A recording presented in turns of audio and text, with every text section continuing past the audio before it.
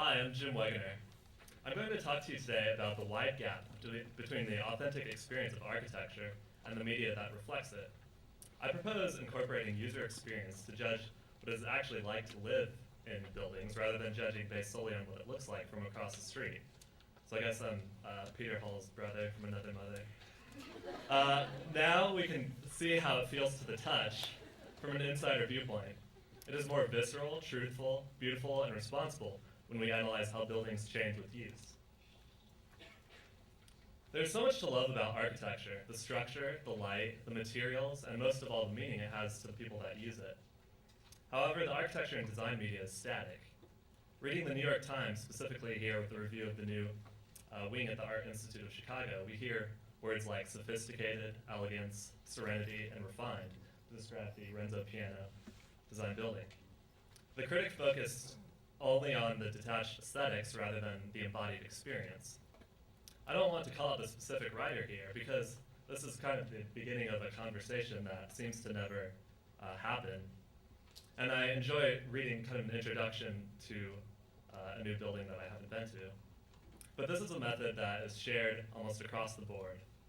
It is more exciting to supplement the conversation by starting a new dialogue that begins with authentic experience. Okay, let's go on a slight detour here. In the 1995 science fiction flick Strange Days, the character Lenny deals squids in the futuristic year 1999. Squids are devices that record experiences directly from the brain to be played back by others. Lenny here puts in a squid disc, which resembles mini discs that people in 1995 thought was the future.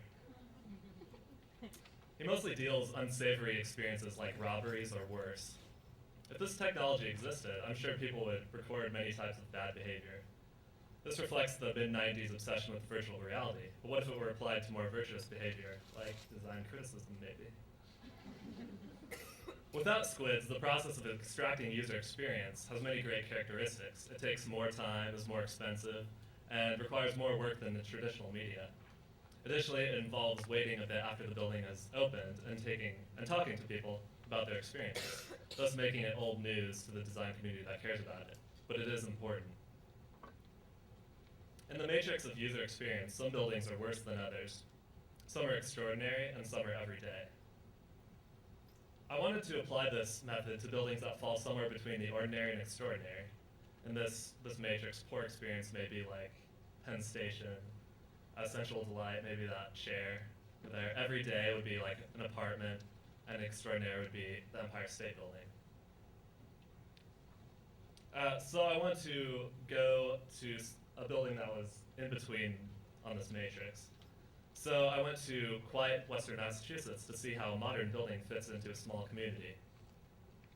So let's put on our squid devices and take a trip to Williams College North Academic Building.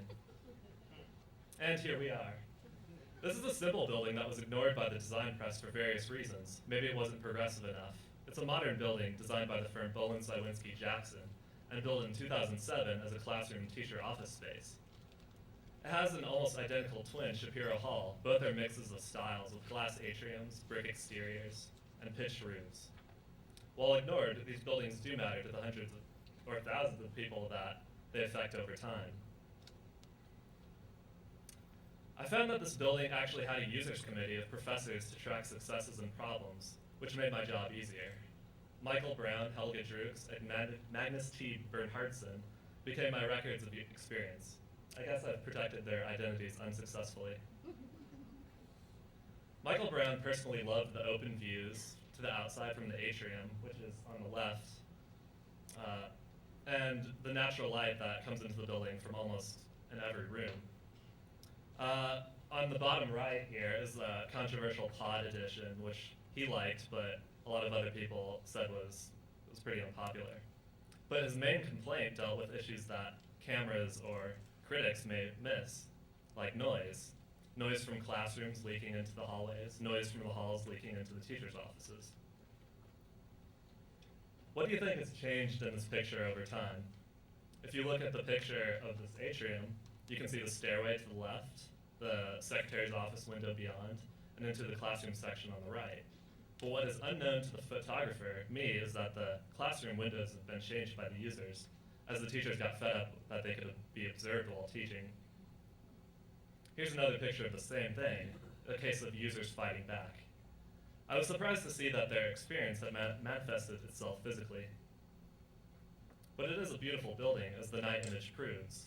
Magnus T. liked the openness too, but said that others felt it was too corporate. It seems that all the razzle-dazzle was saved for the good-looking atrium, but not for the functional spaces. It comes down to these kind of banal details, like the lack of kitchen doors. Unwanted outsiders were found guilty of stealing food from the fridges.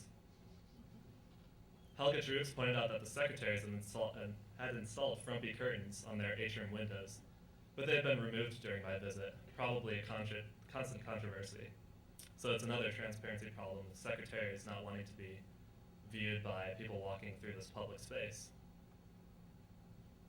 There's too much lounge space, but not enough classroom, which is ironic since this building was built a couple of years ago to solve the classroom situation.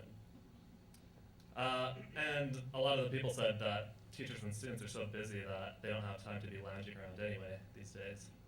So what did we learn? Is transparency in the eye of the beholder? Are teachers and students too busy these days? Are modern spaces too corporate looking? It looks to me that they blew all the money on the atrium and not enough on the interior materials, but that is my view as an outsider.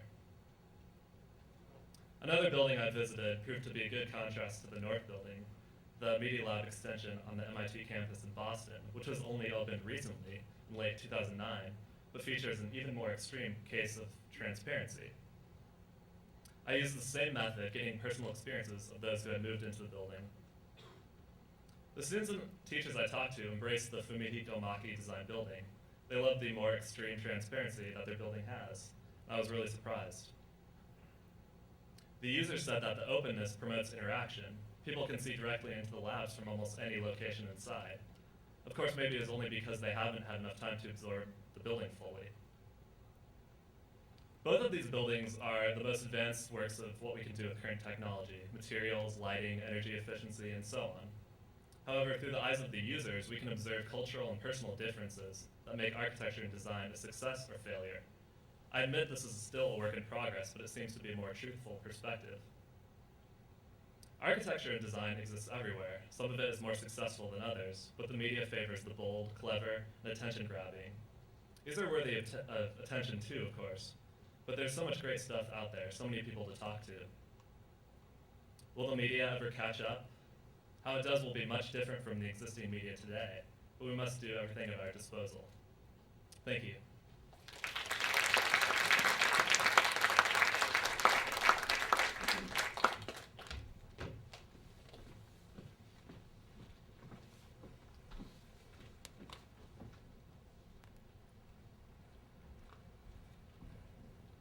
Thank you. Thank you. What a smart idea, I think, to look at architecture this way. And I was just having a conversation with somebody a few weeks ago about a couple of TV critics about how wrong it is to review a television series on the basis of one episode. And of course, that has the obvious problem of it's like reviewing a building on the basis of the facade. Or a novel on the basis of the first chapter. This is interesting, and unlike any other of the creative realms, in that it's the experience of the users is actually transformative. It's not. It makes it what it is, right? Yeah, I think that a lot of media, like movies or books, I mean, everyone is the user, but in design, you just have to qualify who the user is. And it changes over time with with these buildings. And architecture is different because the most authentic user is the people who live in it over time, whereas a movie is just like anyone who watches the movie. So right, and they don't affect it on its 10 millionth showing. Yeah, and the users actually do exactly. a transformative effect on the buildings, like saw with those windows, just imposing their own will. Did you have a sense? I mean, you did. It's an interesting piece of fieldwork to see how they actually, cobble together and jury-rig adaptations. How about how they feel about the buildings as buildings in a campus or in a place once they become familiar with them? There were actually opinions about that, and I think that those are valid too, and aesthetic opinions about how the building fits in. Like Michael Brown at Williams College was talking about how the materials, they don't really fit in with the rest of the campus. And those are all valid opinions, and even more so because they come from his eyes rather than, because he's experienced, walking around the campus or doing all these things. So it's an interesting experiment for the purposes of a master's thesis. Do you envision doing it as a larger critical paradigm? Yeah, I mean, you can do it, dress in so many ways. You could, analyze all these different buildings that I put on this matrix, or you could just figure out a new way to extract user experience through a website. My applied thesis was a website where each page was a building, and users would go on and log on and tell what they thought about the building, and then critics could get that information and use it to inform their criticism. Very smart. That was part of your thesis? Yeah. Good. Applied Great. thesis. Jim, thanks very much. Thank you.